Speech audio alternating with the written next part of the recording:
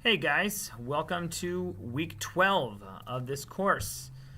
Hey, this week we're going to be diving into another and very important decade in U.S. history, and that is the decade of the 1950s. In many respects, this is considered an iconic decade.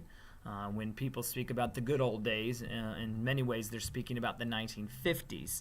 And as you'll hear from the lecture this week, I address this sort of iconic notion, this sort of mythological idea that the 1950s is representative of the United States. Indeed, that's not true. The cultural phenomena that occurred in the 1950s was pretty much relegated to the 1950s. At no other time before, hence, or since has that sort of cultural milieu sort of entrenched itself. But the 1950s are unique for a number of reasons. Chief among them is the fact that a unique youth culture forms during this period, and the economy booms, as does a number of other things, including babies, which you may have heard of the baby boomers, and this is the period in which they are being born and growing up.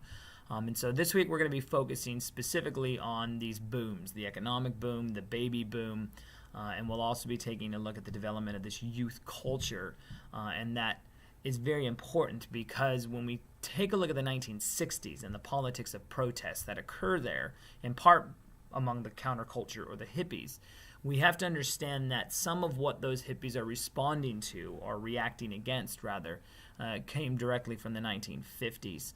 And so we want to make sure we pay close attention to what's going on. Now, this week there's a film that you need to watch, and there's a lecture you need to listen to, as well as a chapter to be read in your textbook.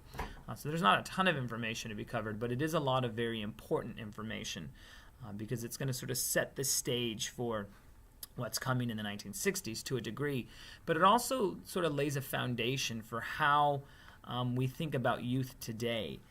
This notion of youth as being a distinct category of individuals and having their own identity, and children as having sort of sentimental value, and the home being meant for the children. That kind of mindset sort of develops here in the 1950s, and I think a lot of that is still with us today. So we're going to be diving into that, and I hope you enjoy it. I know I definitely find this decade really interesting, if nothing more because of the significance of television and music, which we'll be looking at both of those this week. So other than that, just again encouraging you to work on your final projects, and if you have comments or questions about that, please contact me, and I will get back to you. So with that, I will leave you and say, go in peace, be warm and filled, may the force be with you, live long and prosper, and may the odds forever be in your favor. Have a blessed week, guys.